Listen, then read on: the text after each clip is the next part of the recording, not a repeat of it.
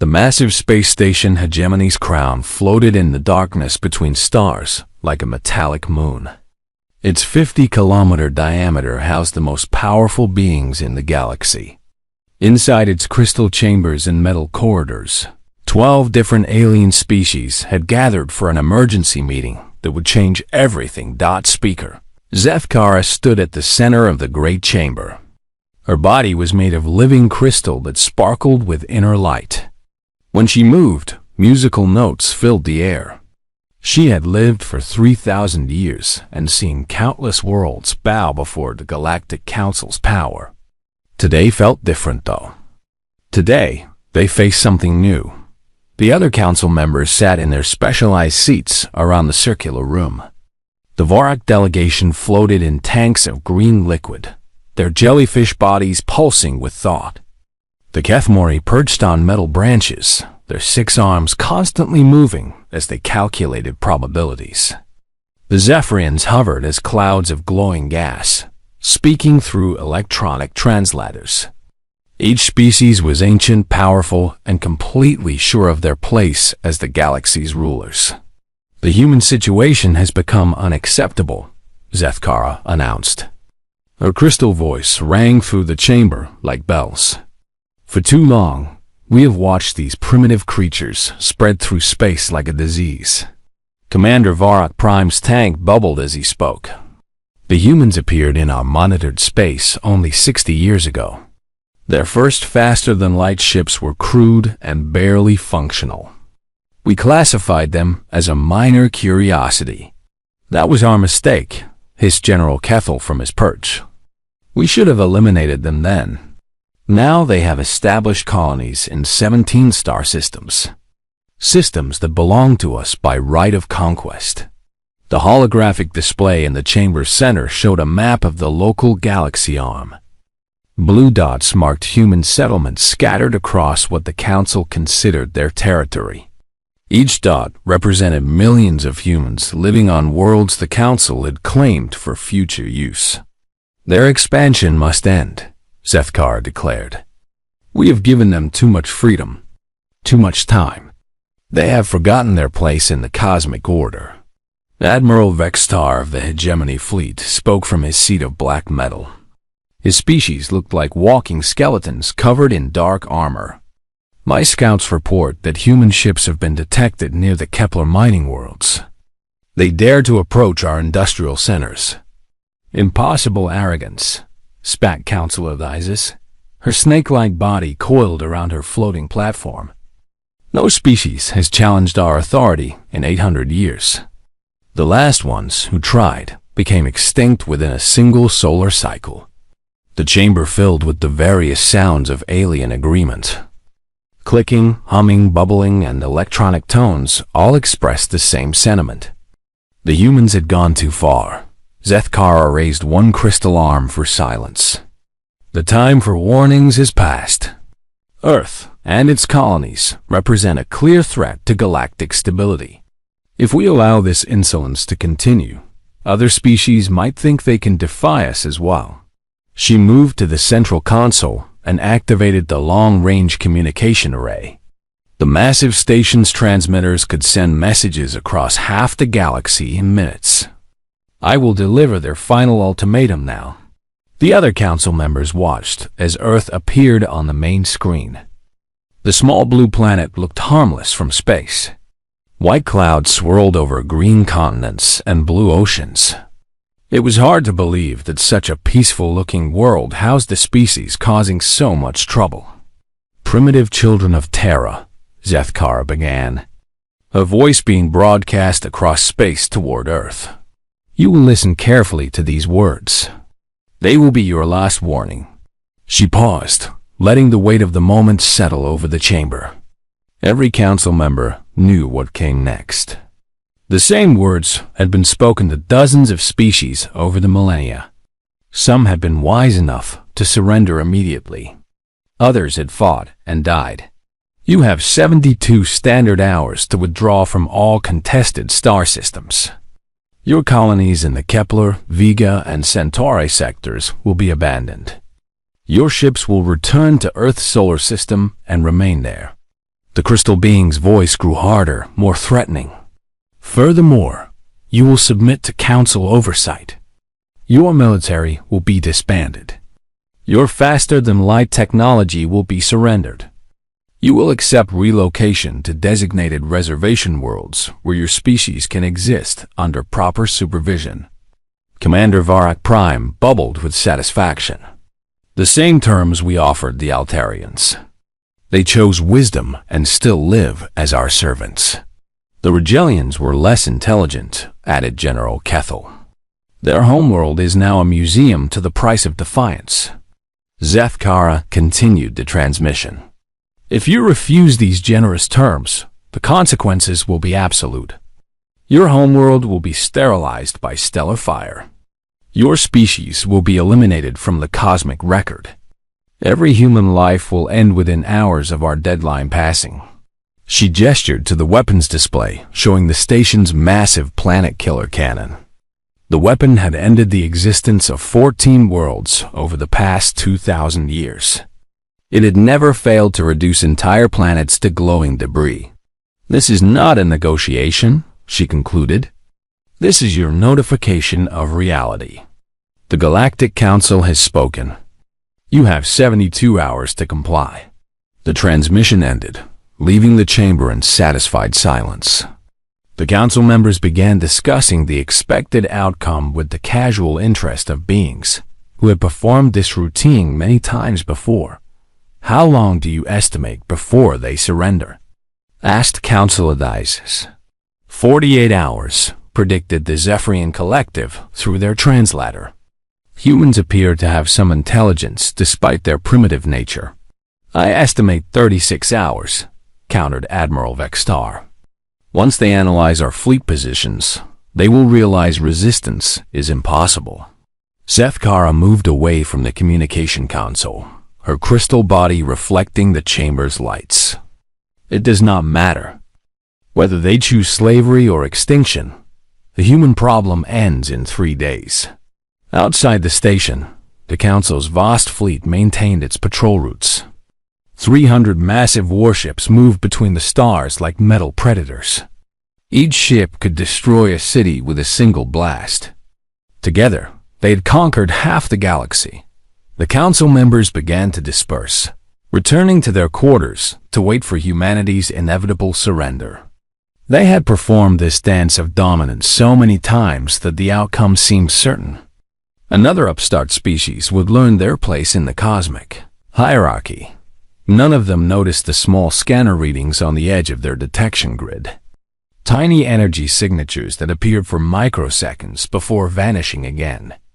The automated systems classified them as sensor errors and deleted the records.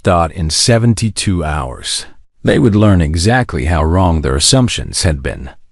But for now, the Galactic Council was completely confident in their power and completely unaware that they had just made the greatest mistake in their 3,000-year history. The countdown to humanity's response had begun. 68 hours had passed since the Galactic Council delivered their ultimatum to Earth. The massive space station Hegemony's crown drifted through space as its alien crew waited for humanity's surrender. In the Great Chamber, council members had gathered again to witness what they expected to be a simple formality. Speaker Zethkara stood at the central console, her crystal body gleaming with satisfaction. Around the circular chamber, the other council members had taken their positions. They spoke quietly among themselves, making casual bets about exactly how the humans would phrase their submission. I believe they will beg for mercy, said Commander Varak Prime from his liquid tank. Primitive species always do when they finally understand our power. Perhaps they will offer tribute, suggested General Kethel. Some species trying to buy their way out of extinction with rare metals or exotic technologies. The Zephyrian Collective hummed through their translator. Irrelevant. They have 4 hours remaining. Their response will come soon. Suddenly, the station's detection systems activated with urgent chiming sounds. Red lights flashed across the tactical displays as something appeared on the edge of their sensors. A single ship had dropped out of faster-than-light travel directly in front of the massive council station. "Report," Zethkara commanded. The Kethmori tactical officer's 6 arms moved rapidly over his controls. "One vessel, human design. Length approximately 200 meters. Mass consistent with a small warship. No escort vessels detected." Admiral Vextar's skeleton-like face showed what might have been amusement. They sent one ship? Against the most powerful station in the galaxy? The human vessel appeared on the main viewing screen. It was sleek and white, smaller than any of the Council's fighters. Compared to the 50-kilometer diameter of Hegemony's crown, it looked like a tiny insect challenging a giant. "Receiving transmission from the human vessel," reported the communications officer. "Put it through," Zethkara ordered. "Let us hear their surrender." The screen changed to show the interior of the human ship's bridge. A woman in a dark blue military uniform stood at the center of the image. Her hair was gray, her face marked by years of experience. Behind her, through large windows, the blue and green sphere of Earth was clearly visible. "I am Admiral Sarah Chen of the United Earth Defense Force," the woman said. Her voice was calm and steady. "I represent the 7 billion human beings living on Earth and our colonies throughout this region of space." She paused and looked directly at the camera. Her dark eyes showed no fear, no doubt, no recognition of the overwhelming power aimed at her homeworld. "Honorable Council members," Admiral Chung continued, "we've received your message regarding the future of human space. We have considered your terms very carefully. We have analyzed your demands, discussed your ultimatum, and reached a unanimous decision among all human governments." Councilor Thizes leaned forward on her floating platform. "Finally, some sense from these primitives." Admiral Chun's expression did not change. "Our response to your ultimatum is this: no." The single word hung in the space between species like a physical object. For several long seconds, the council chamber remained completely silent. None of the alien leaders seemed to understand what they had just heard. "Did she say no?" whispered Commander Vorik Prime. "That is impossible," stated the Zephyrin Collective. "No species refuses our ultimatums."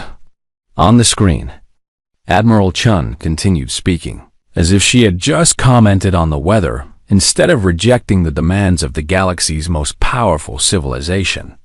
"Furthermore, we formally reject your claimed authority over human space, human colonies, and human affairs. Earth stands sovereign under its own government. Our settlements answer to their own elected leaders. Our ships travel where they choose under human command." She took a step closer to the camera. "Any attempt to interfere with human freedom will be met with appropriate defensive measures." Speaker Zethkar's crystal form flared with bright light as her emotional state changed. "You dare threaten the Galactic Council? A species that registers as barely above primitive on our development scale." Admiral Chun's expression grew slightly cooler.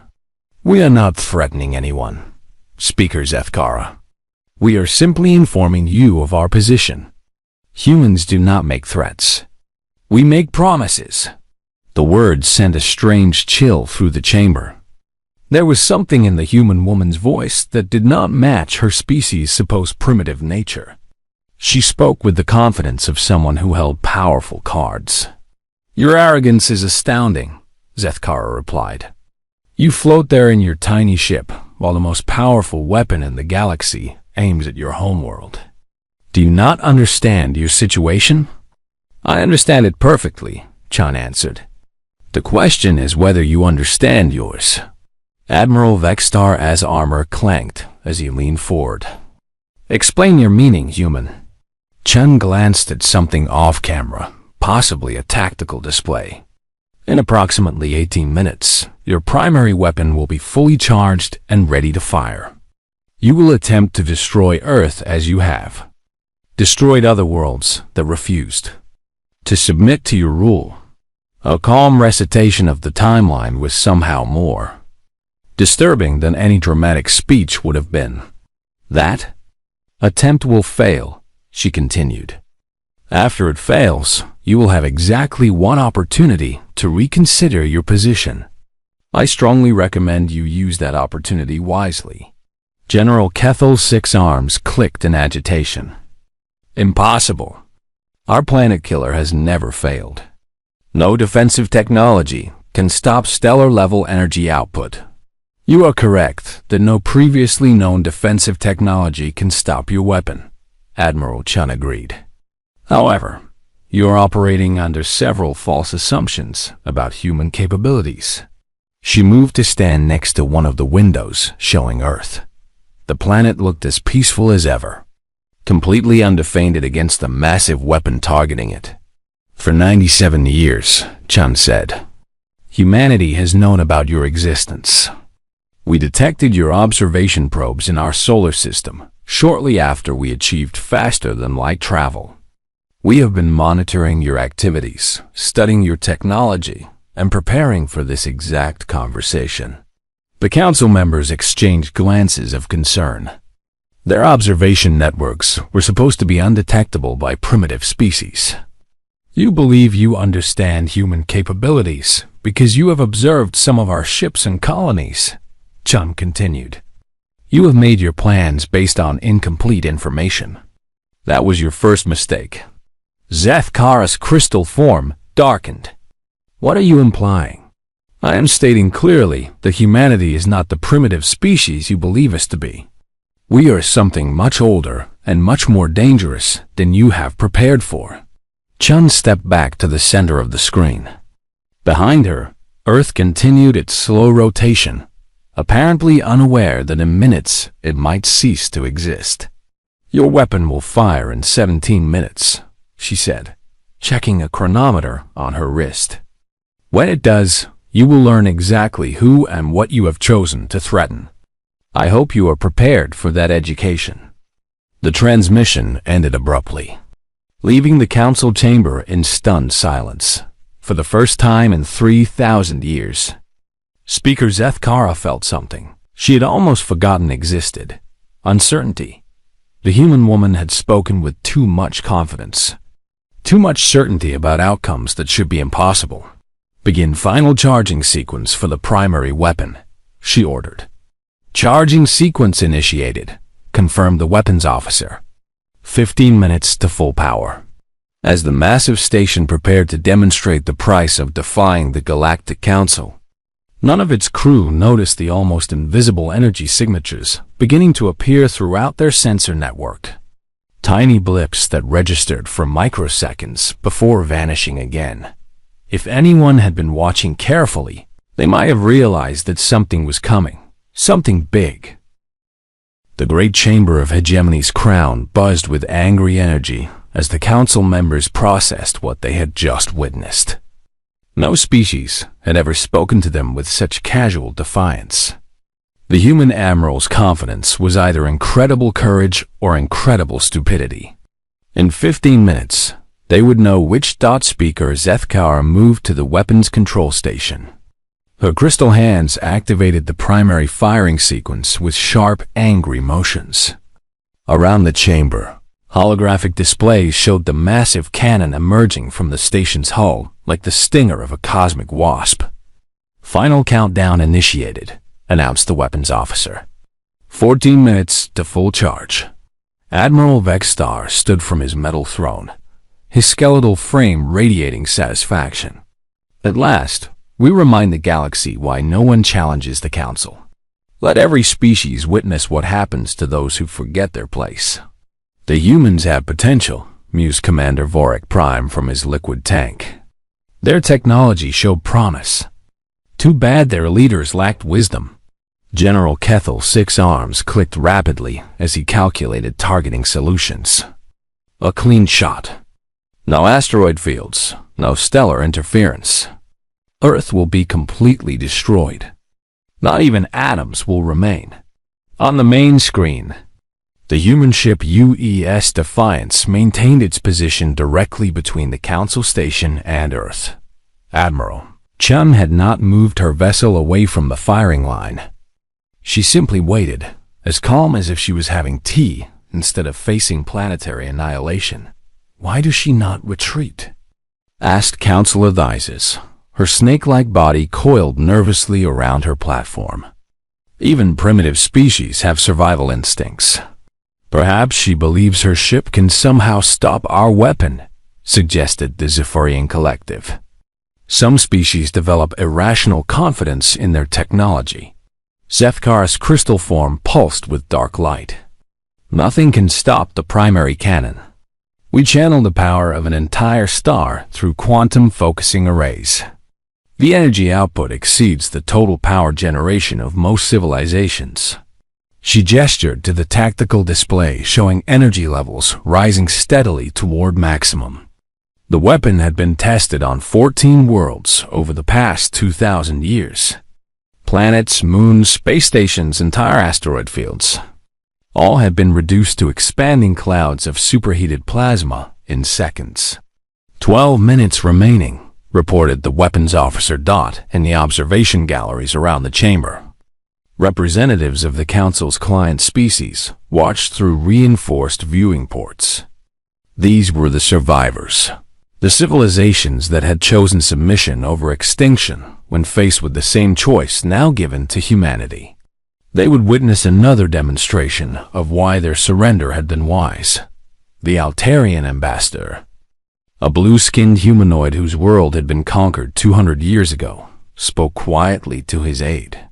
"The humans fought well, but courage alone cannot stop stellar fire." Near him, the Regelian observer remained silent. His species had also defied the Council once. Their homeworld was now a glowing memorial to the price of resistance. On the bridge of the U-East Defiance, Admiral Chun stood calmly at her command station. Her crew moved with practiced efficiency around her, showing no signs of panic despite the massive weapon charging in front of them. If anything, they seemed almost relaxed. 10 minutes to firing, the weapons officer announced. General Kethel leaned forward in his perch. "Admiral Chun, can you hear me?" The human woman appeared on screen again. "I can hear you, General. This is your final chance to surrender. Order your ship away from the firing line. Broadcast humanity's submission to the galaxy. Perhaps the Council will show mercy to your species." Chun checked her chronometer again. 9 minutes, 43 seconds until you fire. "I understand your position perfectly, General. Do you understand mine?" "You are about to die," Kethel stated flatly. "Your homeworld is about to cease existing. How can you remain so calm?" "Because I know something you do not," Chun replied. "In less than 10 minutes, you are going to learn that humanity is not what you think we are. After that lesson, you will have one chance to reconsider your approach to human affairs." Commander Vorak Prime bubbled with frustration. "What could you possibly know that we do not? We have monitored your species for decades. We understand your capabilities. You understand what we have allowed you to see," Chun corrected. "There is a difference." Zethkar moved closer to the communication station. "Human Admiral, you speak in riddles because you have nothing else. Your species achieved faster than light travel only 60 years ago. Your most advanced weapons are primitive fusion devices. You have no defense against stellar-level energy." "You are correct about our public technology," Chine agreed. "However, you are making assumptions about our private capabilities." She gestured towards something off-screen. "Humanity has faced extinction many times in our history. Ice ages, asteroid impacts, volcanic supereruptions, nuclear war, artificial intelligence rebellion, solar radiation events. We survived all of them. Do you know how?" "Luck," said Admiral Vexstar dismissively. "Preparation," Chung corrected. "We learned very early that the universe is a dangerous place. We learned to hide, to plan. to prepare for threats we hoped would never come. 5 minutes to firing, announced the weapons officer. The energy readings on the tactical displays had reached 90% of maximum. Throughout the massive station, power systems hummed with barely contained stellar fire. The primary cannon's focusing arrays glowed white-hot as they prepared to channel unimaginable destruction toward Earth. "Last warning, human," Zefkara declared. "Surrender now or face extinction." Admiral Chun smiled for the first time in the conversation. It was not a pleasant expression. "Speaker Zefkara, let me ask you a question. In all your monitoring of human space, did you ever wonder why Earth is the only planet in this galaxy where every single apex predator evolved from the same basic genetic template?" The question was so unexpected that several council members looked confused. "Answer me," Chun continued. "Lions, tigers, bears, sharks, eagles, wolves, humans, all predators, all evolved on the same small planet. Does that seem normal to you?" General Kethel's tactical calculations paused as he considered the question. "Evolutionary concentration is unusual, but not impossible." "It is impossible," Chun stated, "unless the planet was specifically designed to produce predator species. Unless something was shaping evolution toward a particular outcome." 3 minutes to firing. The energy levels reached 95%. The primary cannon's barrel began to glow as stellar fire built up inside the quantum focusing chambers. "You are suggesting that Earth was artificially modified?" asked the Zephyrin Collective. "I am stating that Earth was a testing ground," Chum replied. "For 10 million years, various technologies were used to push evolution toward creating the most efficient predator species possible. The process continued until the optimal result was achieved." She looked directly at the camera. "That optimal result was humanity." "Impossible," Zefkara whispered. 2 minutes to firing. Admiral Chun stepped back to the window showing Earth. "The planet you are about to attack is not the homeworld of a primitive species. It is the final product of a 10-million-year weapons development project. And you are about to discover what happens when you threaten the most dangerous predator in galactic history." 1 minute to firing. The energy levels reached maximum. The primary cannon extended fully from the station's hull, its barrel now glowing like a star. Around the chamber, alien faces showed mixtures of anticipation and growing unease. 30 seconds. Chun raised her hand and spoke one final time. "Fire when ready. It is time for your education to begin." "Firing sequence complete," announced the weapons officer. Zefkara's crystal form blazed with triumph. "Fire." The primary cannon discharged with the power of a dying star. A beam of pure energy lanced across space toward Earth, carrying enough destructive force to vaporize continents in seconds. The shot was perfect, the targeting flawless. The power output exactly as designed, for exactly 4.7 seconds. The beam traveled toward its target at the speed of light. Then something impossible happened. The beam stopped. Not deflected, not absorbed, not redirected. It simply terminated 10,000 kilometers from Earth's surface, as if it had struck an invisible barrier. The stellar fire that should have ended human civilization dispersed harmlessly into space. In the council chamber, every alien face showed the same expression of shocked disbelief. "That," said Admiral Chung calmly, "was lesson 1. The silence in the council chamber stretched like a physical thing. 12 different species, each with their own ways of expressing shock, all shared the same stunned paralysis.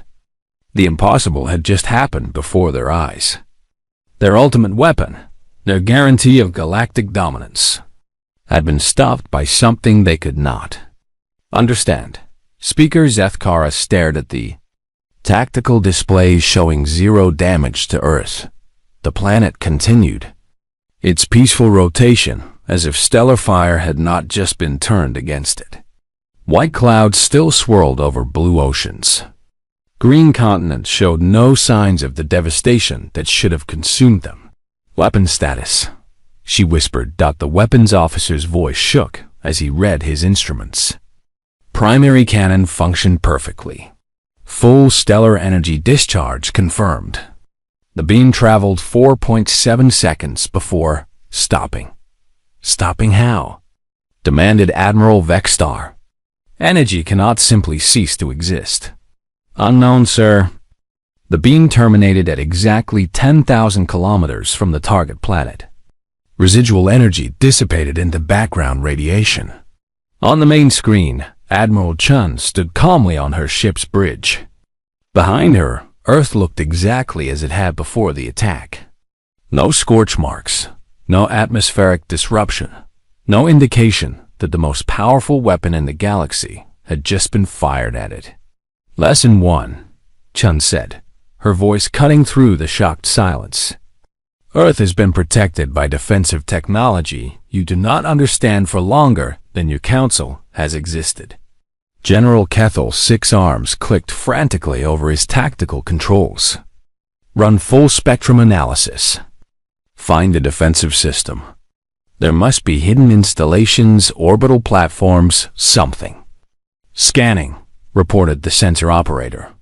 No artificial constructs detected around Earth. No energy emissions consistent with defensive arrays. No explanation for the weapon failure. Commander Varak Prime's tank bubbled violently as his species equivalent of panic set in. This is impossible. Matter and energy follow universal laws. No technology can simply make stellar fire disappear. You are correct that this should be impossible based on your understanding of technology, Chun replied. Which brings us to lesson 2. Something in her tone made every alien in the chamber feel a chill that had nothing to do with temperature. Lesson 2 is that humanity does not make idle threats. Before anyone could ask what she meant, every alarm system on Hegemony's crown began screaming at once. Red warning lights bathed the chamber in crimson as proximity alerts. Energy spike detectors and tactical computers all registered the same impossible readings. Report, Zefkara shouted over the chaos. The Kethmori sensor officer's 6 arms moved like lightning over his controls. Energy signatures appearing throughout the system. Multiple contacts. Massive power readings. The main display changed to show the tactical overview of local space.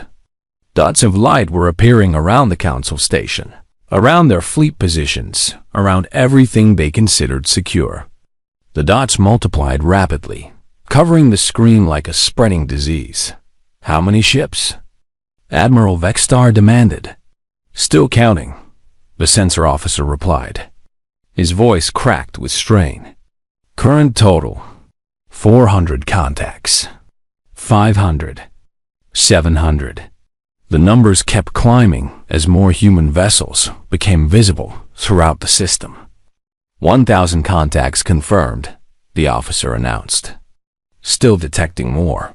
Council of Eyes coiled tighter around her platform. Where did they come from? Our deep space sensors showed nothing. They were already here, Chun explained from the screen. They have been here since before this conversation began. They have been watching you prepare to attack Earth. They have been waiting for my signal. General Kethel's tactical displays showed human ships surrounding every council asset in the system. This is impossible. We would have detected a fleet of this size. You detected what we wanted you to detect, Chun replied. Admiral, tell me something. In all your years of studying human space, did you ever wonder why our most advanced ships looked so primitive compared to your technology? The question hung in the air as more human vessels continued appearing on sensors. 1,500 contacts now confirmed, reported the sensor officer. The answer, Chun continued, is that we showed you our obsolete vessels. The ships you have been monitoring are our equivalent of training craft. Museum pieces we use to teach new pilots. She gestured towards something off-screen.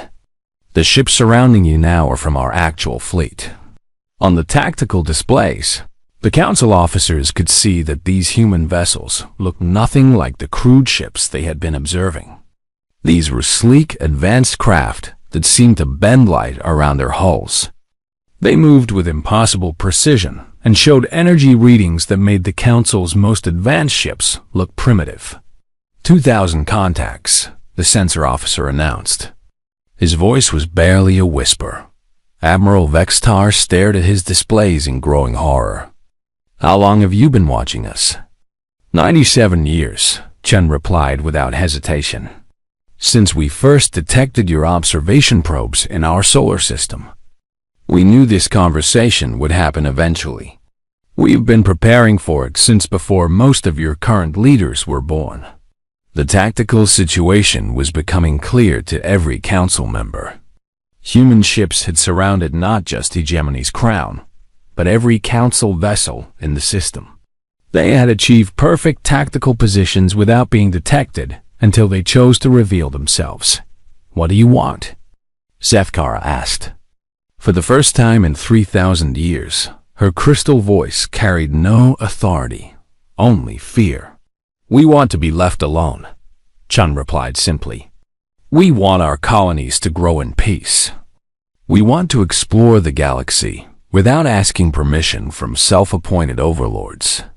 Commander Varat Prime's tank sloshed as he moved in agitation. "And if we refuse?" Chun's expression became colder. "Admiral, let me explain something about human nature. We are not a young species that stumbled into space travel. We are an old species that learned to hide very well." She walked closer to the camera. "Earth has survived ice ages, asteroid impacts, supervolcano eruptions, our own nuclear weapons, artificial intelligence rebellions, and solar radiation events that should have sterilized our world 3 times over." The human admiral paused to let this information sink in. "We survived all of these extinction events, not because we were lucky, but because we learned to be the most dangerous thing in any environment we encountered. We learned to adapt, to plan ahead, to prepare for threats we hoped would never come." 3,000 contacts confirmed, whispered the sensor officer. Chine nodded as if she had expected this number. "For nearly a century, we've been studying you. We know your fleet positions, your weapon capabilities, your industrial capacity, your supply lines, your communication networks, and the exact loyalty levels of your member species." She gestured to her tactical display. "We know that the Altarians have been planning rebellion for 60 years. We know that the Regelian survivors have been secretly building ships in the outer asteroid belts. We know that 3 of your client species have already negotiated surrender terms with our diplomatic corps." The council chamber erupted in shocked voices as this intelligence was revealed. "Impossible," Council advisors hissed. "Our security networks are impenetrable." "Your security networks have been compromised since the day you installed them," Chun replied. "We wrote the code patches you downloaded last year. We built the quantum encryption systems you purchased from the Kefmori. We designed the sensor arrays that failed to detect our ships." Admiral Vextar's skeletal frame seemed to shrink. "How deeply have you infiltrated our systems?" "Admiral, the correct question is whether there is anything in your civilization that we have not infiltrated." The tactical display updated again, now showing over 4,000 human vessels distributed throughout Council space. The Galactic Council, as an institution that threatens human sovereignty, effectively ceased to exist the moment you fired on Earth, Chun announced. "Your fleets, your stations, your worlds continue to exist only because we choose to let them." Zefkar's crystal form had lost all its inner light. "What are your terms?" "You have 2 choices," Chum replied. "Choice 1. You acknowledge human sovereignty over human space. You withdraw your forces to your original territories. You never threaten human worlds again. You never attempt to impose your authority on us again." She paused. In exchange, we will pretend this conversation never happened. You can continue ruling your remaining territories as you see fit. And choice 2? General Kethel asked, though he seemed afraid to hear the answer. Chan's smile returned, cold and predatory. Choice 2. You refuse our terms and learn exactly why. Earth is the only planet in this galaxy where every apex predator evolved to hunt, kill, and survive. The human ships on the tactical display began to move in perfect coordination, demonstrating a level of fleet control that the Council had never achieved. You have 24 hours to evacuate this system and broadcast your decision, Chan announced. Choose wisely. Humanity is feeling generous today, but our patience has limits. The transmission ended, leaving the Council chamber in absolute silence. Outside the viewports, human ships could now be seen with the naked eye, surrounding the massive station like hunters surrounding prey. 23 hours and 17 minutes after Admiral Chun delivered humanity's ultimatum, the Galactic Council's emergency session reconvened aboard Gemini's Crown. The great chamber that had once echoed with confident declarations of power now felt like a tomb. The 12 alien species that had ruled the galaxy for millennia sat in stunned silence, surrounded by the invisible presence of human ships that could destroy them at any moment. Speaker Zethkara stood at the central console, her crystal form dim and lifeless.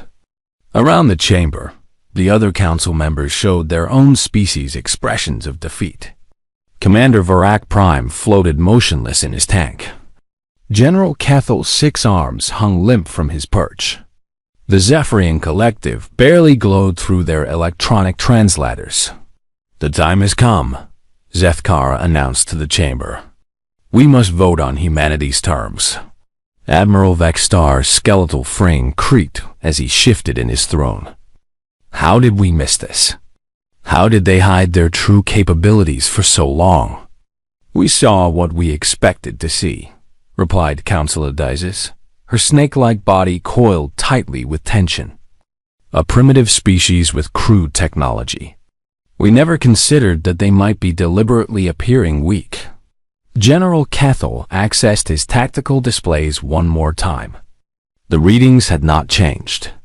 Over 4,000 human vessels remained positioned throughout Council space, each one showing energy signatures more advanced than anything in the Council's arsenal. Our intelligence networks have been analyzing their capabilities all night, he reported. The assessment is disturbing. He activated the holographic display showing fleet comparisons. Their smallest ships carry weapons equivalent to our heavy cruisers. Their largest vessels show energy outputs that exceed our battle stations. If this analysis is correct, any single human ship could destroy our entire fleet. Commander Vorak Prime bubbled weakly from his tank. But how? 60 years ago, they barely achieved faster-than-light travel. They have been planning this for nearly a century, Zethkara replied. While we watched their primitive ships and laughed at their crude colonies, they were building hidden fleets and developing technologies we cannot comprehend. The chamber fell silent again as the full scope of their miscalculation became clear. They had threatened a species that was not only capable of destroying them, but had been prepared for this exact confrontation for longer than most. Council members had been alive. There is another matter, General Kethel said quietly. Our client species have been responsive to the situation. He activated communications from across Council space. Messages had been pouring in throughout the night from the civilizations that served the Council. The tone of these messages had changed dramatically since humanity's demonstration of power. The Altarians formally request permission to open diplomatic relations with Earth. Kethel read from his display. The Rigelian survivors have declared their territories independent. The Centauri Alliance is asking for human protection against future Council aggression. Councilor Dizes hissed in frustration. In one day, They have undermined 3,000 years of careful dominance. They offered our client species something we never did, Zethkara observed. Hope, the possibility of freedom from our rule. Admiral Vexstar stood from his throne with the slow movements of someone carrying a great burden. We have 43 minutes remaining before their deadline. We must decide. The vote was conducted in the traditional manner, with each species casting their decision through their representative. One by one, the ancient rulers of the galaxy chose survival over pride. The Kethmori vote to accept human terms. General Kethel announced. The Vorak Collective agrees to the human conditions, bubbled. Commander Varak Prime. The Zephyrian Unity accepts the proposed arrangement, confirmed the glowing gas. Cloud. Species after species voted the same way. When the final tally was complete, the decision was unanimous. The Galactic Council would accept humanity's terms rather than face extinction. Zethkara activated the long-range communication array one final time. A message would be broadcast to every inhabited system in the galaxy, marking the end of an era. To all civilizations within the galactic community, she began, her crystal voice carrying across space with official authority. The Galactic Council hereby acknowledges the sovereignty of human space and the independence of all human colonies. She paused, the words like poison in her crystalline throat. Furthermore, the Council formally recognizes Earth's right to self-governance and commits to non-interference in human affairs. Any conflicts between human and Council territories will be resolved through diplomatic channels rather than military action. The broadcast continued for several more minutes, outlining the new boundaries and establishing protocols for peaceful coexistence. When it ended, the galaxy had fundamentally changed. Within hours, responses began arriving from across human space. The message was simple and identical from every human colony, every Earth government, and every human ship in known space. Message received. Terms acknowledged. Thank you for your cooperation.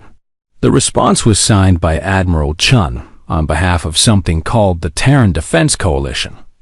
According to the attached documents, this organization had been operating for 93 years, had over 800,000 active ships, and maintained military installations in 47 star systems that the Council had never detected.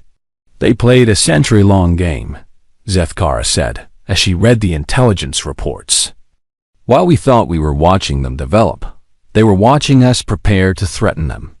In the days that followed, more details emerged about humanity's true capabilities.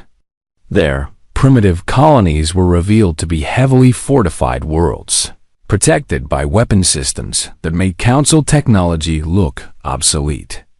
Their crude ships were shown to be training vessels for a space force that dwarfed the combined fleets of every other known civilization. Most disturbing of all, analysis of human communications revealed that their military leaders had been disappointed by the Council's performance. They had expected a more challenging opponent and were genuinely surprised by how easily their hidden fleets had achieved tactical supremacy. The psychological impact was devastating. To species that had considered themselves the apex of galactic civilization, they had not lost to superior numbers or advanced technology alone. They had lost to superior planning, superior intelligence, and a level of strategic thinking that operated on timescales they had never considered. Within a month, the balance of galactic power had shifted completely. Human diplomatic missions began arriving at former Council worlds, offering trade agreements, defense pacts, and technological exchanges. Many species that had served the Council for centuries eagerly switched their allegiance to the new power that promised partnership instead of domination. The Galactic Council still existed, but its authority was limited to its core territories. The vast empire it had spent millennia building began fragmenting as species after species declared independence, or sought human protection. Hegemony's crown, once the symbol of ultimate power in the galaxy, was quietly relocated to a remote system where it could serve as the Council's new capital. The massive station that had intimidated countless civilizations now hid in the darkness between stars. Its weapons powered down, and its sensors scanning constantly for any sign of human ships. In the end, the Council's greatest mistake had not been threatening humanity. It had been fundamentally misunderstanding what humanity was. They had seen a young species and assumed weakness. They had seen primitive technology and assumed ignorance. They had seen scattered colonies and assumed vulnerability.